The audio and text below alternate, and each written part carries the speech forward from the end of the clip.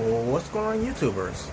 Ladies and gentlemen, it's the Natural Born Gorilla, and welcome everyone to All Elite Wrestling Reviews, where it is to reviewing two shows, one for AEW Dark and AEW Dynamite. First with AEW Dark results that took place in Jacksonville, Florida. The show from October 27th, 2020, with your commentators Excalibur, Taz, and a new fresh voice on commentary.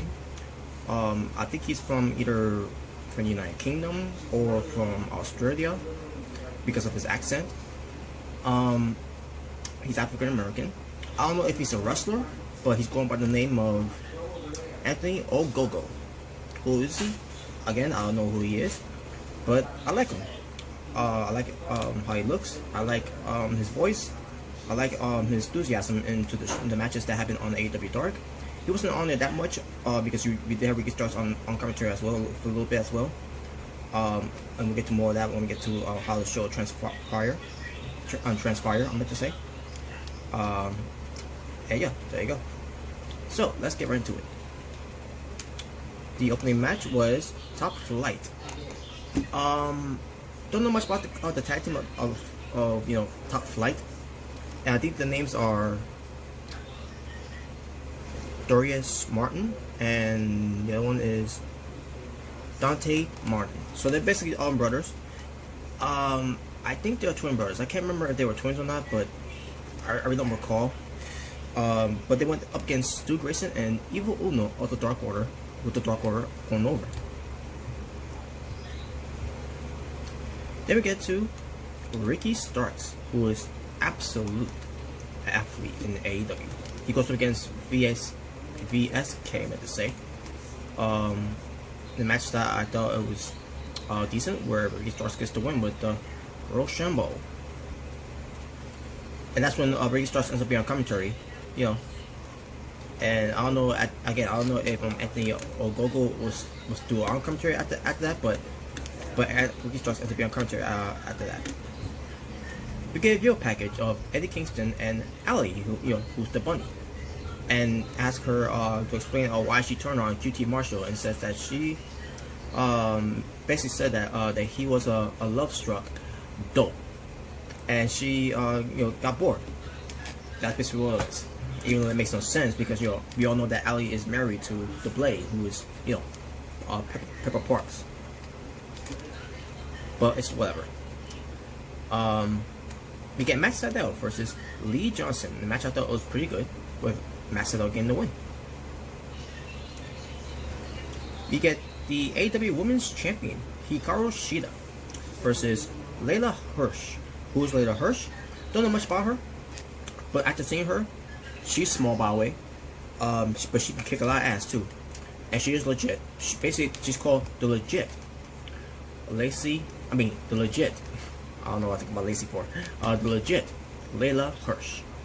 Obviously it was also to showcase Hikaru Shida, because she's AEW Women's Champion who has been wrestling for quite a while.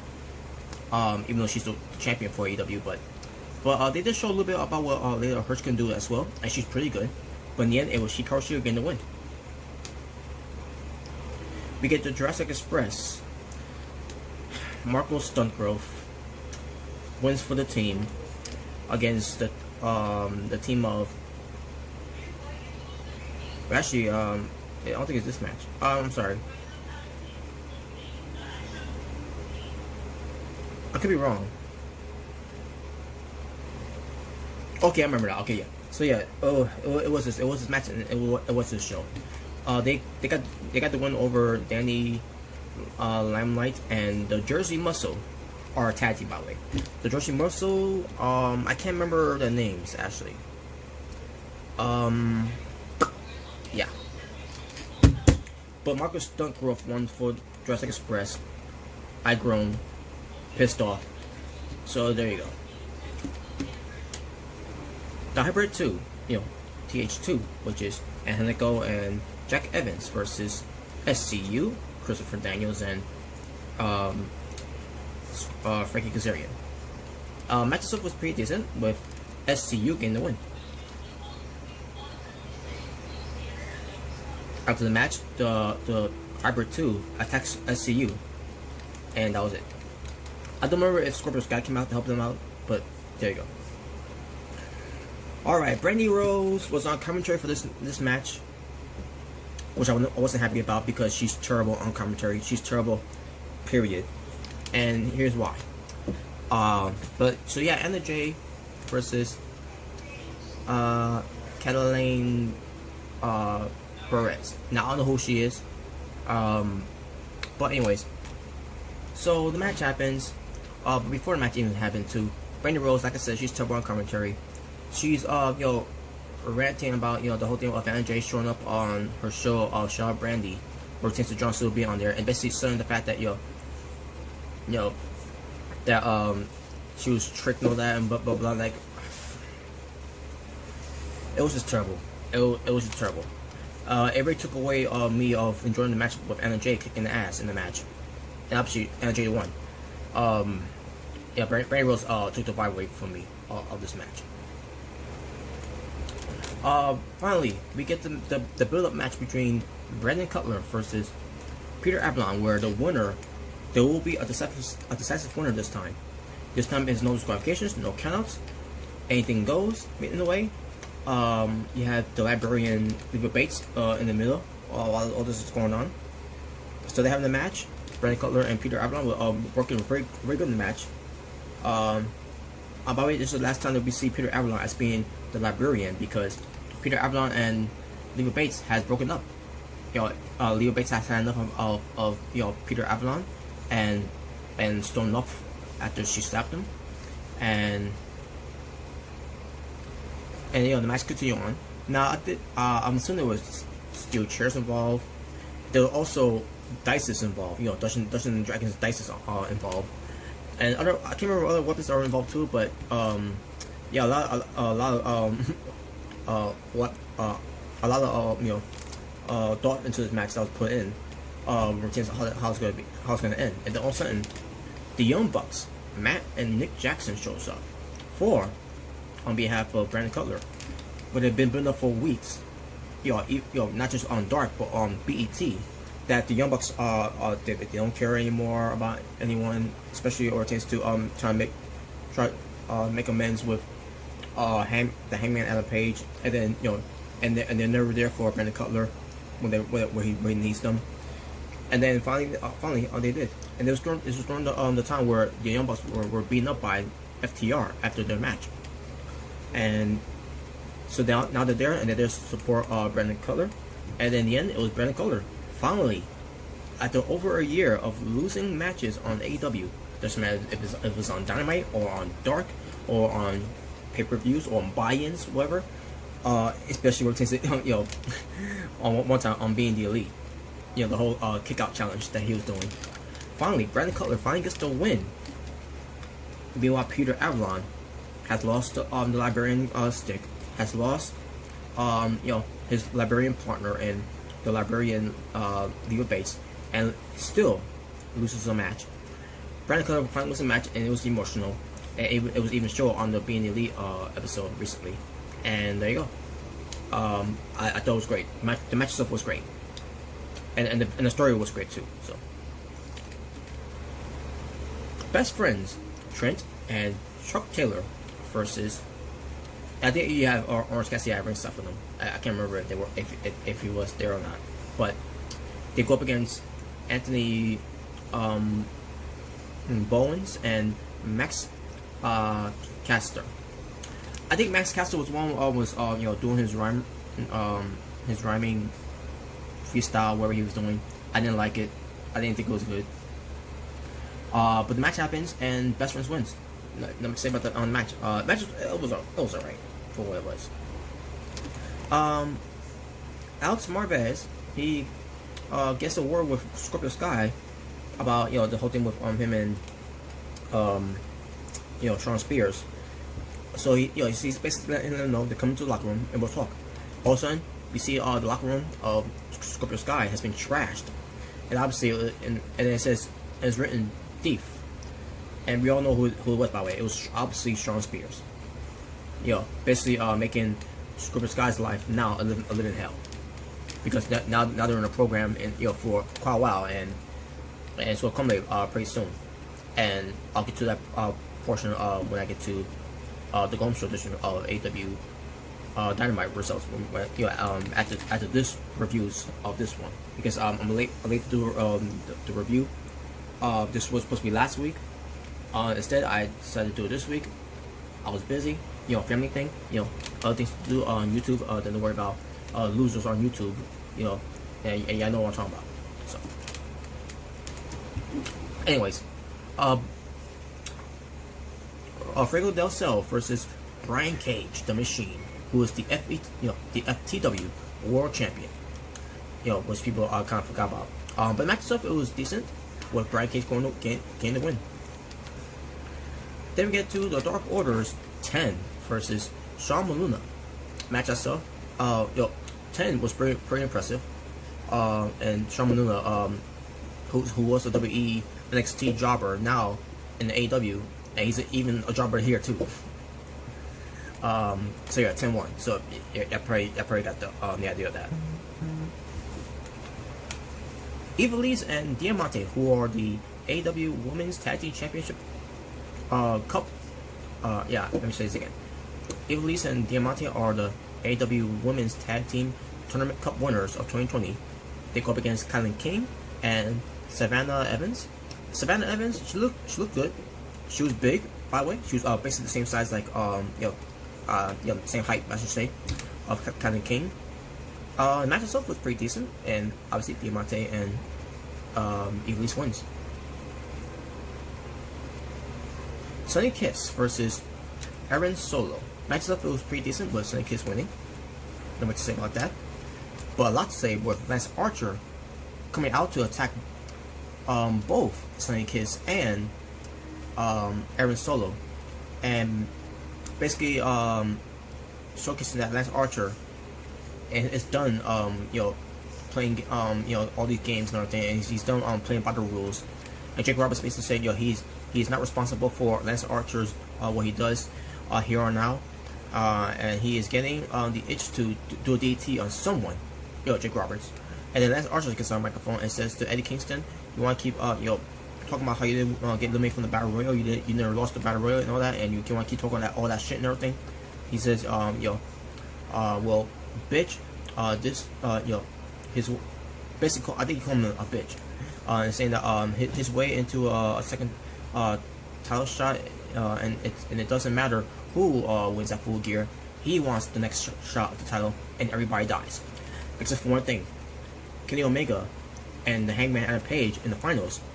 One of those two are going to be on next in line, which means Lance Archer, his promo here doesn't mean shit, unfortunately. But we'll see what happens with that. We'll see how they do that. But it was good though. Good promo, and good to see Lance Archer again. Will Hobbs versus some guy. Oh yeah, I can remember who he was. Nick Komotoro.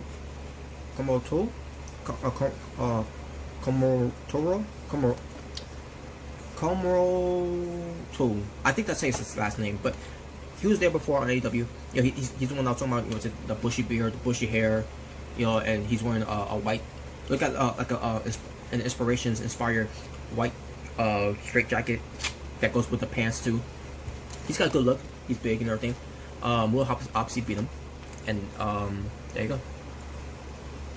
And Will Hobbs won with a frog splash, by the way, which was good. It was a good frog, very good frog splash, I should say.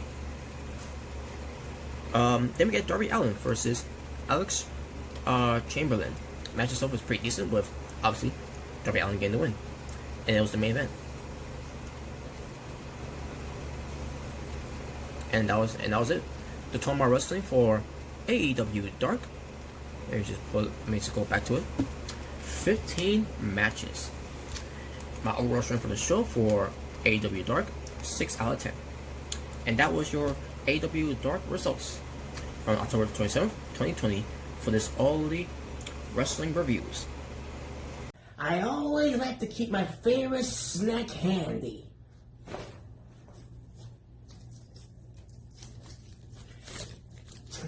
Need a little excitement?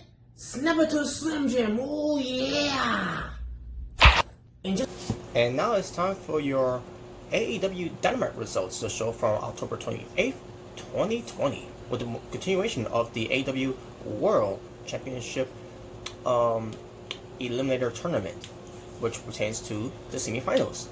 And we're going to get to that. But first, they were in Jacksonville, Florida, in Dave's place as usual, with your commentators, good old JR, Jim Ross, Tony Schiavone, and Excalibur, because you got to get the people what they want. And what the people want is Excalibur, Jim Ross, and Tony Schiavone as your commentators for AEW Dynamite.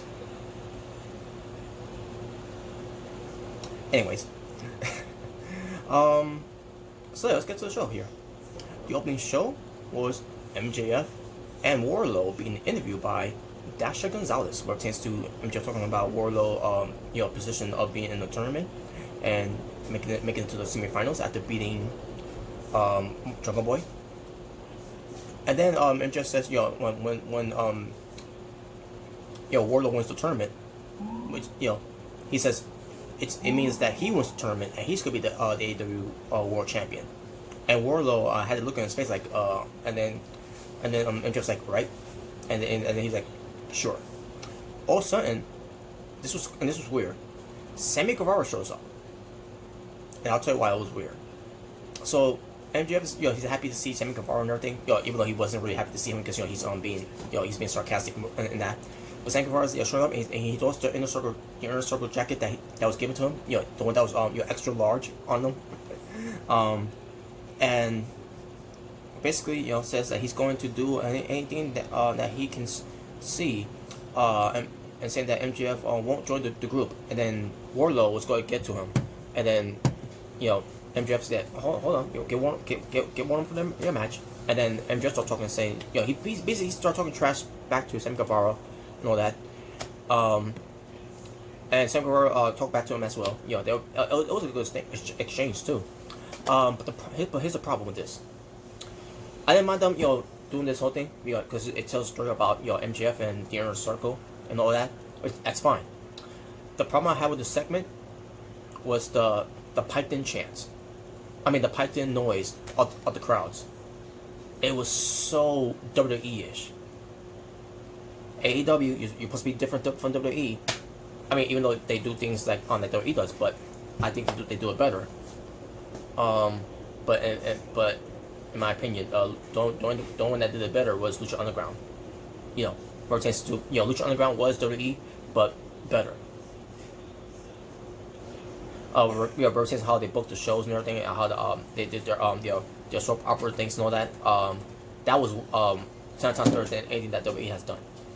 And now AEW is trying to do the same thing here too. And here's the thing too. Impact Wrestling did this too, by the way, which is the piped-in noise. Is even before the pandemic. This was years before the pandemic. This happened when Austin Aries was there, with Johnny Impact was there. Johnny Trash, by the way. Just saying. That's the name I came up with for him. But good times. But anyways, but it was very noticeable during that time, and obviously where it tends to WWE is always gonna be noticeable. And then AEW did it too. Like, come on, AEW, really? Do you need to do that?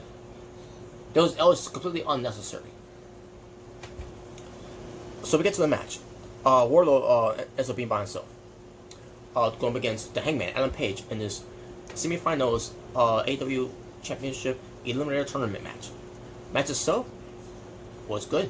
I love the booking of the match between the Hangman, Adam Page, and Wardlow, and I especially love the finish.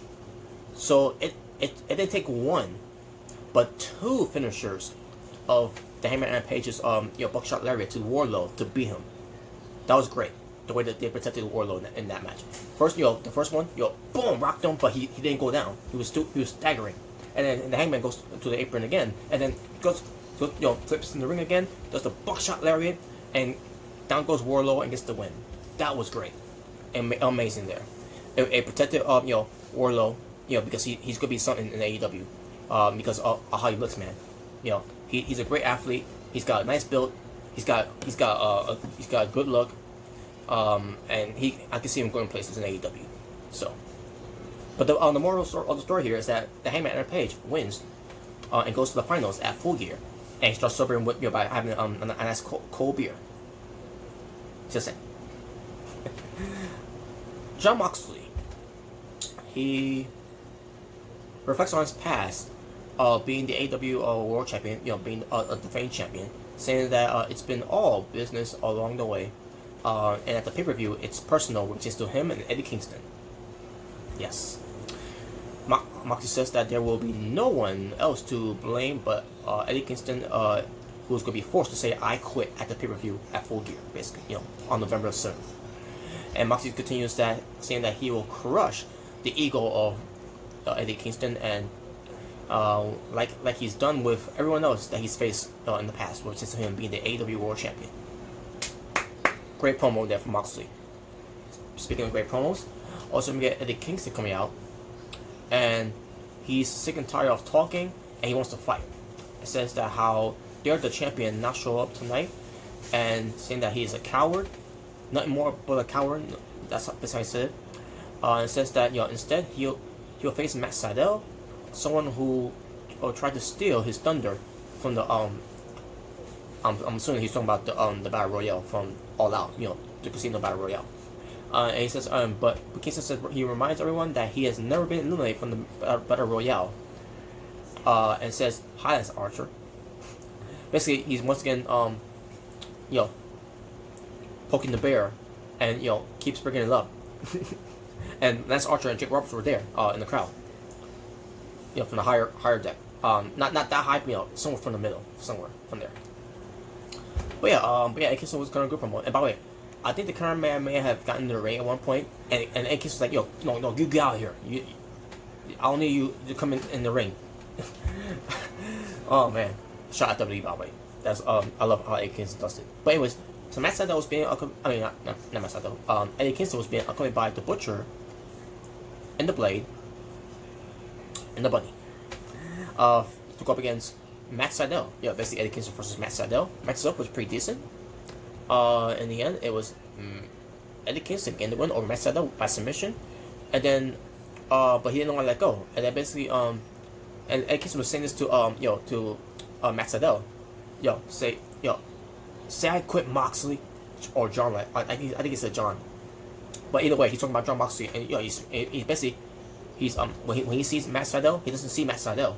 When he sees Matt Sadell, he sees Jon Moxley, and when he sees when he sees Matt Sadell as Jon Moxley, he's putting pressure into that the Bulldog Lock, that he's gone, the same one that Moxley did to Eddie Kingston, and he's basically Ali, the Bunny with the microphone, and basically telling Matt Sadell, who's at this point Jon Moxley, say I quit, and Matt Sadell said I quit. And then Eddie Kingston was apologizing after that. He's like, "I'm sorry to do that to you, man. I'm sorry to do it to you, man. It's nothing personal. It's just business." Love it. Love it. Excalibur. This was from earlier, I'm assuming. He interviews FTR with Tully Blanchard, which, by the way, they were in separate rooms, by the way, while Excalibur was in the room with the Young Bucks, Matt and Nick Jackson. So Excalibur says that Matt Jackson anchor missed up for a sprain after the whole ambush of FTR. Matt Jackson meant to say. I was gonna say Matt Sadell. I don't know. Matt Jackson said he's fine and he'll be fine at Full Gear. He'll be Full Gear at Full Gear. Now he didn't say it like that, but I'm just saying. I'm putting influence. I'm putting influence into it. Dr. Charwood says that yes, this is a dream match, but only being champions matter. Whoever released the pay-per-view has submitted their legacy as the best tag team in the world, which is FTR. And folks, I'm about to get to something in this one, which you're gonna see me lose my mind, and you'll find out why. Whoever leads the pay-per-view, I already mentioned that, right? So Excalibur says, some might say that in the locker room that what happened to Matt was karma for everything that Matt Jackson and Nick Jackson, also the Young Bucks, were acting pertains to them being super kicking people, having that bad attitude and all that. So Matt Jackson said sometimes good people do bad things, and it says that something has been missing over the past year, and needed on the Edge to come in and part time And then also in FTR, they're seeing all this going on, with Excalibur asking questions to on the Young Bucks and everything, which I did find disrespectful. Now, it was not meant to be like that, but I guess it was supposed to be booked that way. But how I see it, I find it a little disrespectful that they're telling they're giving more the spotlight and time with the Young Bucks than they are with FTR, who are FTR. They are your AEW Tag Team Champions, so you need to treat them with the respect that they need and they deserve.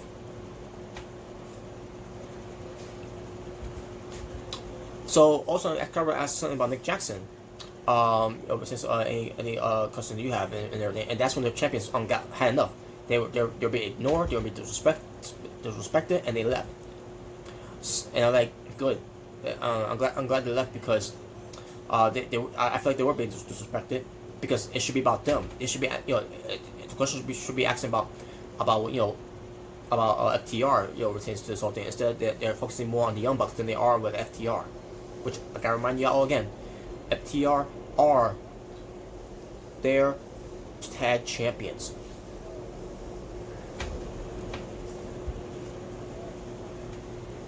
Okay, so here we go.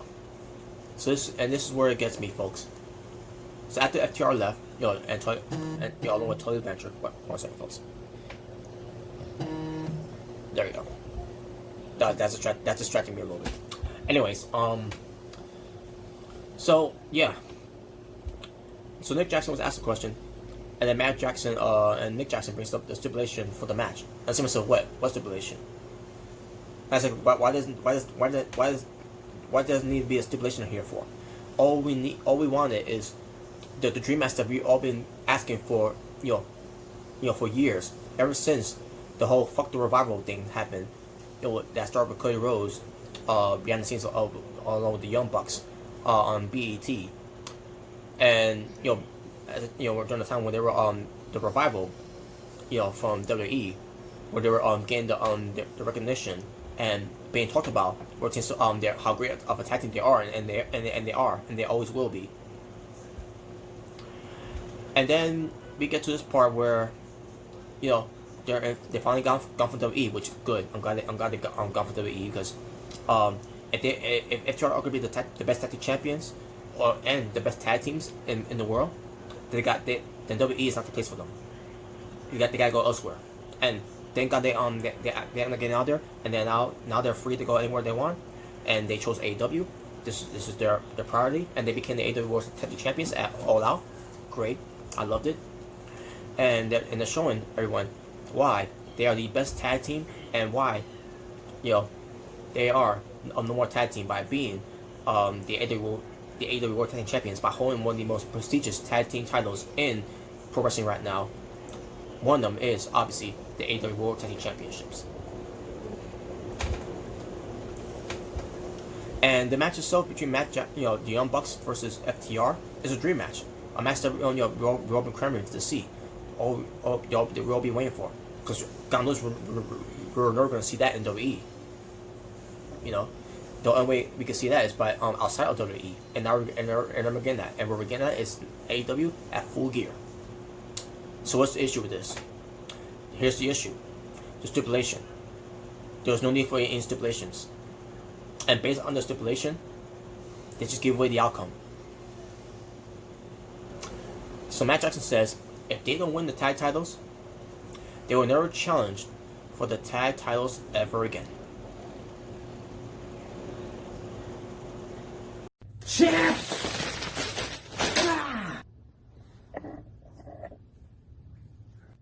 You gotta have beef, you gotta have spice, and you little excitement. Snap it to a Slim Jim. Oh yeah! I hope you enjoyed watching my special ad to it for me stepping away and losing my freaking mind because of this freaking stipulation that they decided to freaking have that was not freaking needed, because the story writes itself right there after the years of talking trash to FTR. All this bullshit of fuck the revival bullshit that's been fucking going on when they was in WWE. Because they were getting the recognition, because they were getting the names out there. They were being the ones that are being talked about, and then to see how they've been treated in the main roster, because with 2 injuries getting in the way, and then holding with this man didn't like them anyways, and because of whatever fucking reason he just doesn't fucking like them and all that, and they want anything to do with these guys, even though they'll put the belts on them just to give us a little bone in the way. And you're fucking telling me after they're away from WWE, which thank God, coming to AEW, they could have went anywhere else, and they could have been the best tag team anywhere else besides in the AEW, like in Impact Wrestling, Ring of Honor. Hell, they could have gone to New Japan Pro Wrestling to do this too. But the fact that this fucking stipulation that they put there for the Young Bucks, that if they don't win, then they don't get the chance of attack belts ever again. Now, here's the thing with this too. Cody Rhodes did the same thing too last year. And last year, I didn't think it made sense, but with Kingston's promo, he made it in a way, half made sense in a way. Because I talked about that before last year. And now, we're going this year, where it does make sense for the Young Bucks, but at the same time, that was not fucking needed. It was not fucking needed. Against FTR for the very first time. I mean, if they wanted to do this build up rivalry between these two teams, have FTR keep winning matches against the Young Bucks for the tag titles. Pertains to at least line up pay-per-views in the future. And Full Gear was going to be a good start. But now, after this fucking stipulation they put out there, you're basically telling us, watch the show to see the Young Bucks win, to beat FTR, to be the tag team champions.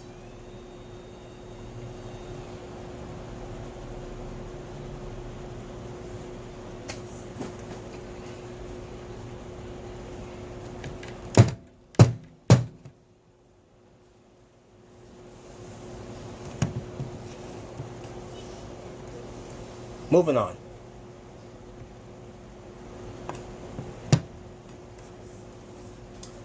Inner Circle had this town meeting, with MGF. That's been hosted by Tony Schiavone and Tasha Steelz. Dasha Gonzalez, I meant to say. I apologize. Tasha Steelz is in Impact Wrestling. Dasha Gonzalez, I meant to say. They're the moderators. So yes, this is about by the way, JK was not there because JK had a Bellator fight, which he won. Good for him. Still undefeated, 3-0. But yeah, this was the Inner Circle time hall meeting, I meant to say. And MJF is being by himself. Chris Jericho, Sammy Guevara, Santana, and Ortiz were there. Again, the absence of Jake here, he wasn't there. But it was basically about asking questions. So Luchasaurus stepped up first, asked MJF a question about how MJF could keep the Inner Circle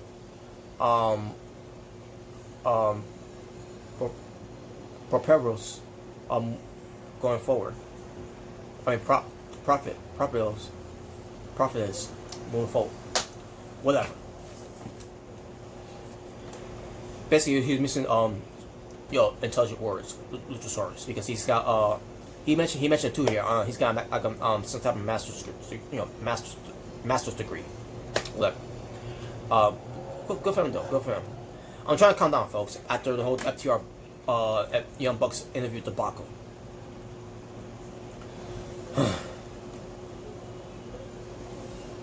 MJF, he says, basically he'll show some random card about how much better the group will do with MJF. Says that, simple match, the group will do better, and that was it. Whatever.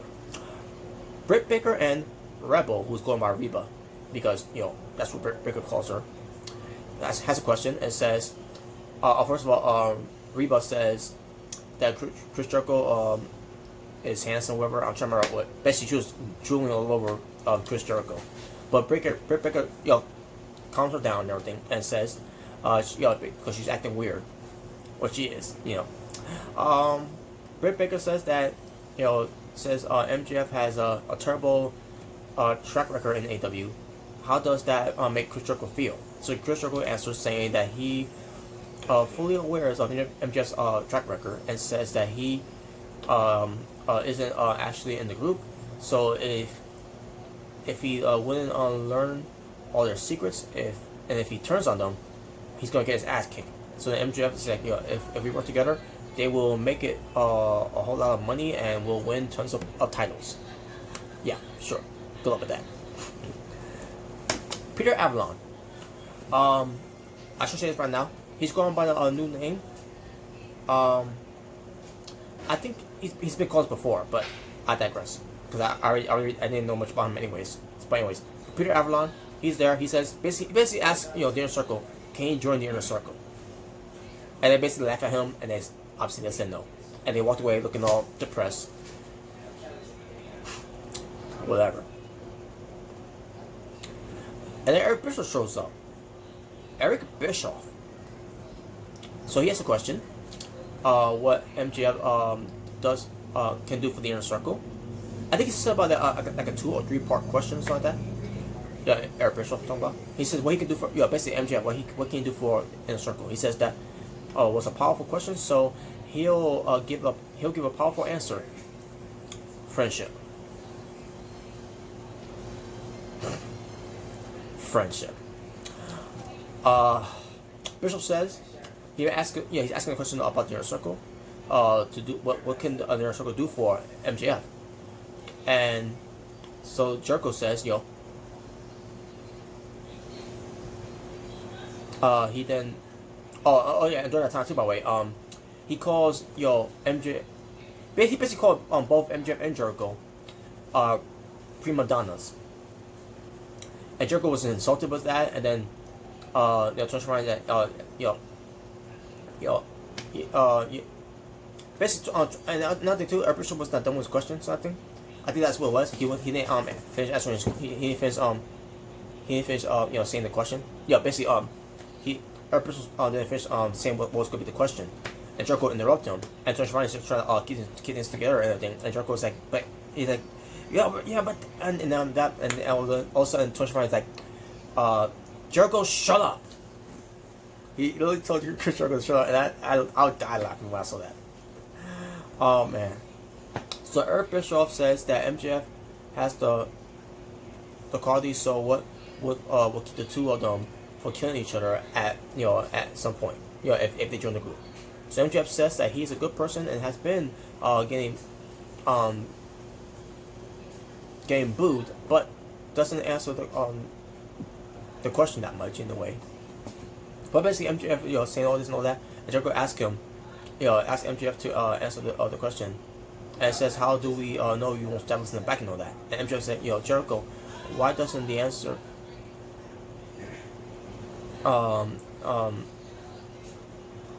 why doesn't he answer a question in a way? So MJF is like saying, over the last few weeks, he checked off every box that he should have, potentially trying to join the inner circle, and wonder why. And he's wondering what else can he do? And Jericho's like, well, you haven't beaten me. So that was the point. That was the record point there. So at Full Gear, it's gonna be Chris Jericho versus MJF. It's something that we're expecting to see for quite a while. And if MJF wins, he joins the inner circle, and that's it. And then MJF was saying, he'll do anything, necessary to win. And then also Ortiz gets the microphone and says, he and Sammy don't like that, and he's like, but Santana, he's a little different, in the middle, and he's like Jake Hager, I'm pretty sure he's on our side, on our side too, of not liking that, whatever. But right now he's in the fight, at Bellator, and it says, basically he's gonna challenge him and Wardlow to a tag team match. It's gonna be Ortiz and Sammy Guevara. And there you go. And I'll set up for the next AEW Dynamite show, which it was the Golden Show edition, which I'll do that review when I can, folks. So tune in for that one. And that was it, folks. It was alright. I enjoyed it for what it was. I thought it was alright. So, let me say about that.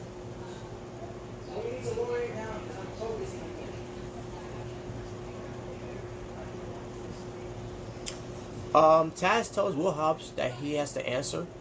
The question, he basically Taz is looking for an answer from Will Hobbs to join Team Taz. Cause time's running out, and you guys wonder when the time is gonna run out to find out if he's gonna join or not. So, but anyway, either way, we get Cody Rhodes defending his AEW TNT Championship being accompanied by Arn Anderson versus Especially Squeeze. Orange Cassidy being accompanied by Trent and Chuck Taylor are best friends. Plus, you have Lumberjacks out there. And remember, as Cowboy said before, the Lumberjacks are there to keep the Dark Order away. Even though the Dark Order is right there too.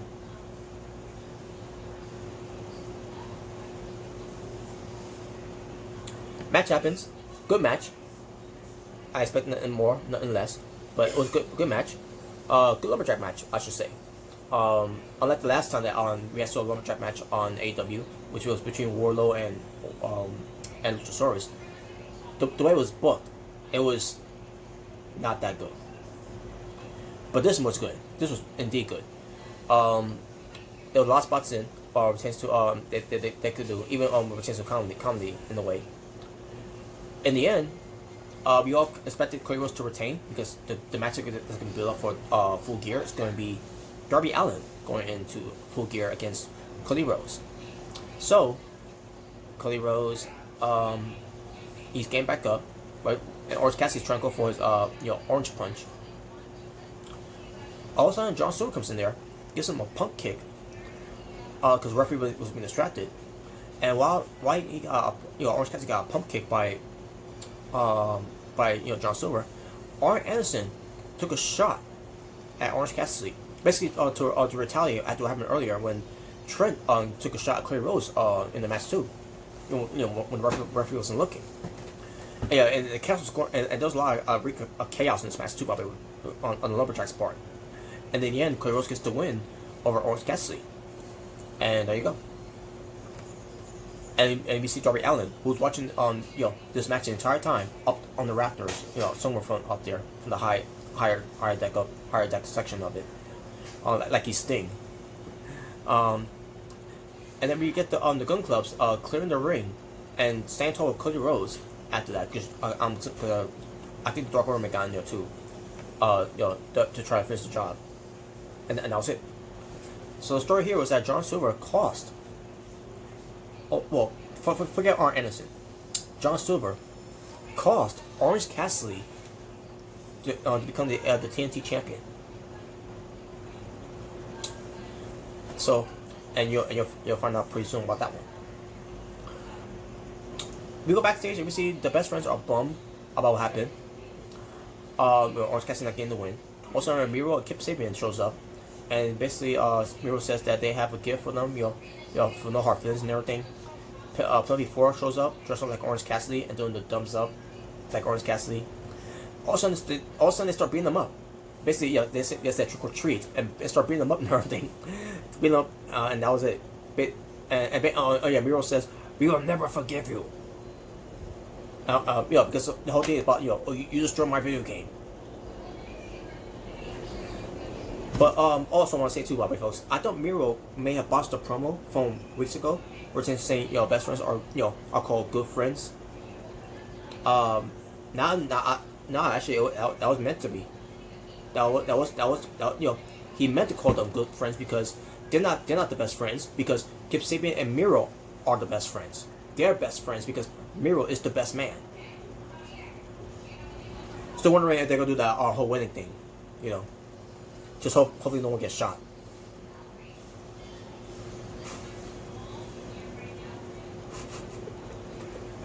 Impact Wrestling.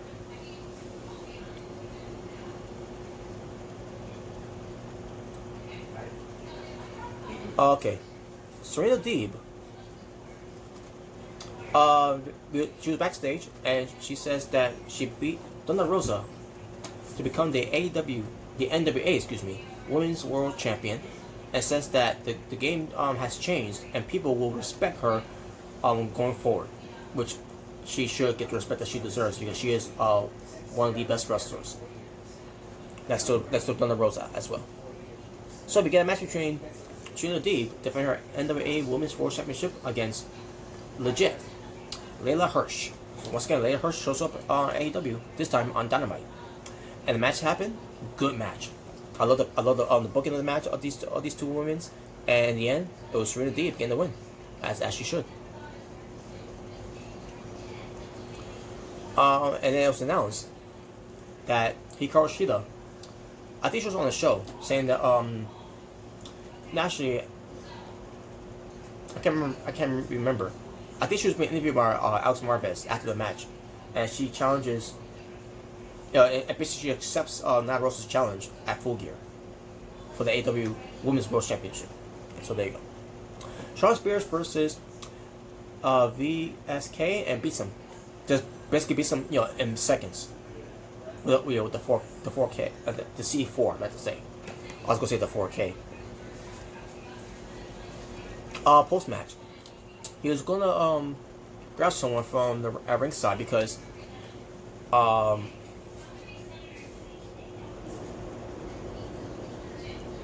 sorry.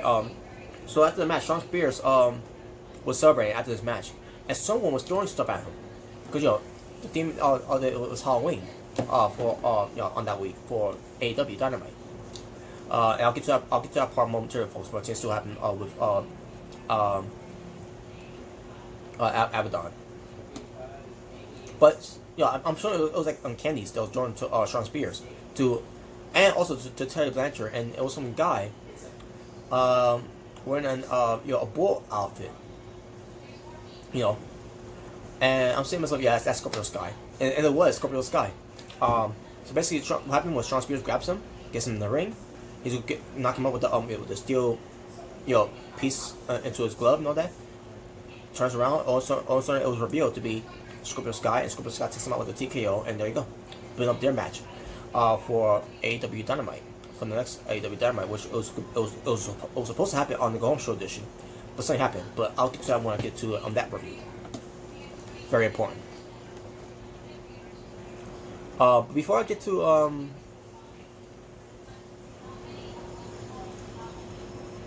what happened with Abaddon, may I first talk about this. They added new matches. Full Gear was supposed to have the buy-in between Orange Cassidy and John Silver. They decided to change their minds a week later on the Gome Show, which you'll find out when I do the Gome Show edition of that. But Orange Cassidy and John Silver was moved to the full main card for Full Gear instead of the buy-in. And you'll find out what was the buy-in match once I get to that part. Matt Hardy versus Sam Guevara and the Elite Deletion match. The Elite Deletion match. And now we get to not Abaddon yet. Now we get to the matches for Dynamite, which is gonna be the Go Home Show edition for Dynamite, which is to Full Gear. And first of all, it will feature the commentator, guest commentator, I should say, special guest commentator, Chris Jericho. And then you have matches like Sammy Guevara and Ortiz versus MJF and Wardlow. You'll have Miro being accompanied by Kip Sabian versus Trent being accompanied by Chuck Taylor.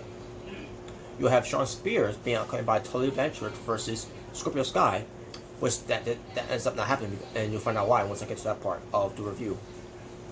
Cody Rhodes and the Gun Club, which is Billy and Austin Gunn versus John Silver, Colt Cabana, and 10 of the Dark Order. And finally, the face-off before they get to the title match, I Quit match at Full Gear. The AEW World Champion Jon Moxley and Eddie Kingston type of face-off, face to face. Before we get to the semifinals tournament, I gotta talk about Abaddon, the elephant in the room. There was a match between Abaddon and Ty Conte on the show, which this show was taped, by the way. Unfortunately, that didn't air because Abaddon got hurt. What I heard, Abaddon got hurt from the throat area, I guess, when Ty Conte may have kicked her or whatever, or something like that. Which shows you the toughness that Ty Conte is, which is from a fighting background. But when I heard about that, I'm like, damn, that sucked. And thank God they removed that, because You wanted to protect the character of Abaddon. You don't want Abaddon's character to be exposed like that on TV. It pertains to getting hurt, and then you have to call the match because her thing is that she's supposed to be dead. She's an undead wrestler. The undead woman's wrestler, I should say. Either way you want to call it. So Abaddon match was removed, and they decided to add in the Trina Deep versus Leila Hirsch match instead. For the NWA Women's Championship. Which, by the way, we're taking the belt too. It has Thunder Rosa's face on there. Sorry about that, folks. But yeah, thank God AEW made the right decision there to not air that match because it would look bad for Abaddon's character. So, and she's doing alright, but she's not gonna be on AEW for a while now. So hopefully she'll come back. But yeah, the whole thing was that Abaddon was supposed to be on the show because during that week it was Halloween thing for AEW. Now they didn't decorate, they didn't decorate anything other than they have W4, just like Orange Cassidy, Scorpio Sky, just like a bull, somewhat. And you got Pentagon, Penta El Zero Miedo, meant to say. About that's a new name now. Penta El Zero Miedo. It's the Penta El Zero M. Now it's Penta El Zero Miedo. He's being covered by Ray Phoenix. And basically let's get this match now. So Penta El Zero Miedo being covered by Ray Phoenix versus Kenny Omega. Where he did his entrance again.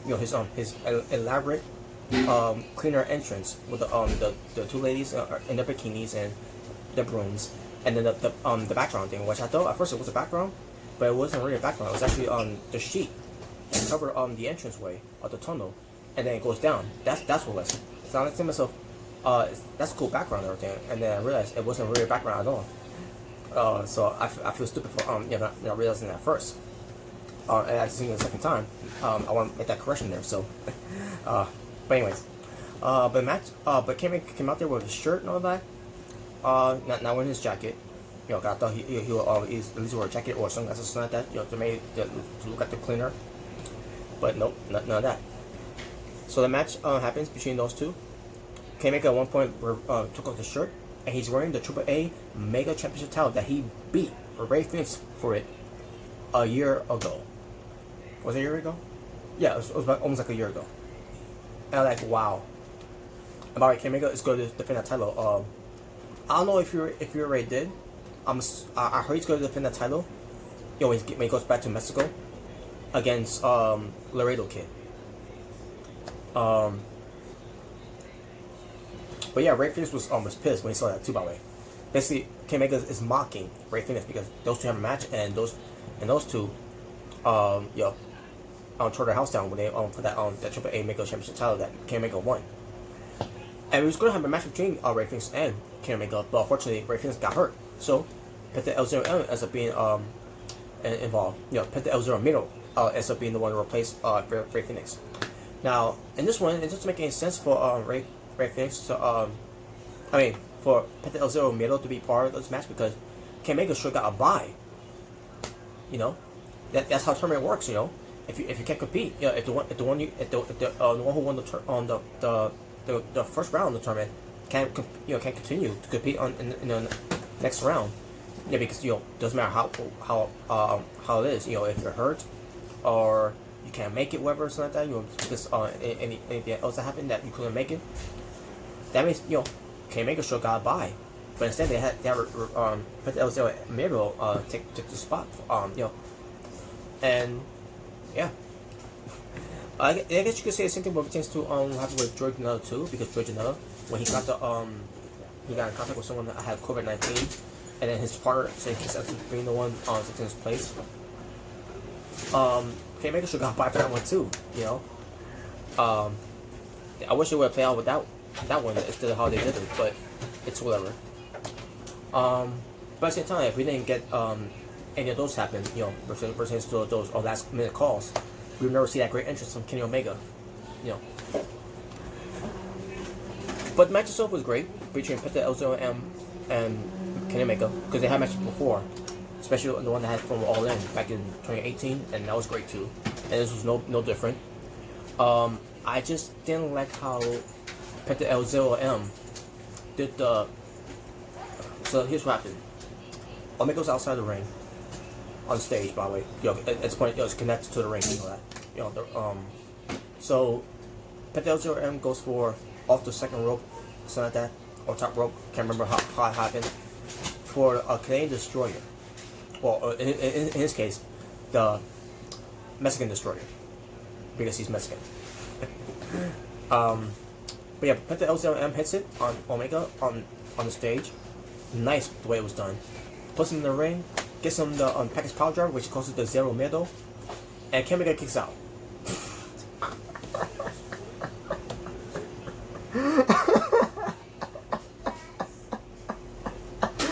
Are you insane? You cannot do that, man. What the hell? This is why fans nowadays don't like wrestling right now, because shit like this, when shit like this happens, it just drives them nuts to a point where they don't want to watch anymore. Oh, now Penta was trying to go for his Penta driver afterwards, but can't make a counter hit that finishing move too, because that was also his finishing move too. But that was ridiculous, man. I mean, I knew K-Omega was going to kick out, but I'm like, come on, was that necessary to do those spots? That was unnecessary. Especially when you're on your... we have Penta L0 Miedo doing 2 finishing moves. 2! One outside, which that could have knocked you out. And then another one to add insult to injuries. Are you kidding me? No, I love the spot too and all, but that should have ended the match. I don't see New Japan Pro Wrestling. I don't see New Japan Pro Wrestling doing this shit.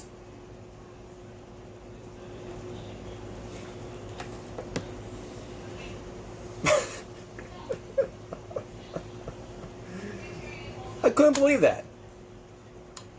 So in the end, Kenny Omega wins, and he wins with one finishing move, the 1 week angel. Oh yeah, that makes sense. I can't believe they did that. Oh, I feel bad for Penta L0M. Yeah, Penta L0 Miedo. It's good. It's going to take a while for me to now to say that now. Penta L0 Miedo.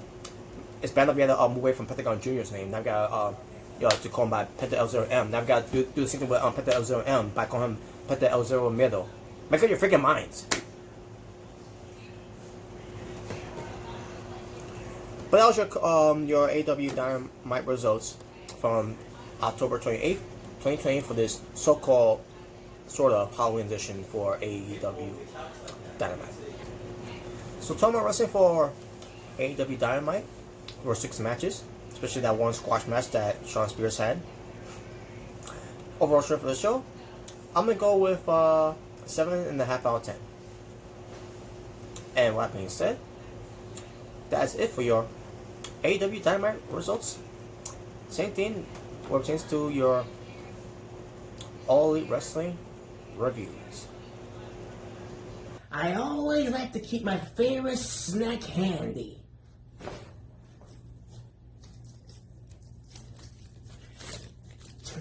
Need a little excitement? Snap it to a Slim Jim. Oh yeah! So now it's time to wrap it up, folks. So thank you for watching. If this is the first time you're experiencing yours truly, right here, Natural Born Thriller, on my YouTube platform, on YouTube, as I try to give you the absolute best content I can give you. If you haven't subscribed to me already, please do so by hitting that subscribe button and hit that notification bell for future contents in the future on my YouTube channel from yours truly, Natural Born Thriller. Also, if you enjoyed this review itself, give it a like. If you didn't enjoy this review, give it a dislike. Either way, thank you all for spending your time day and night by joining me, watching me, and viewing me right here on YouTube from yours truly, Natural Born Thriller. So, you all stay well, stay safe, take care of yourself, everything that's going on in the world, wear your mask, love one another, God bless one another, live in peace and harmony for us all, and that's all I gotta say about that.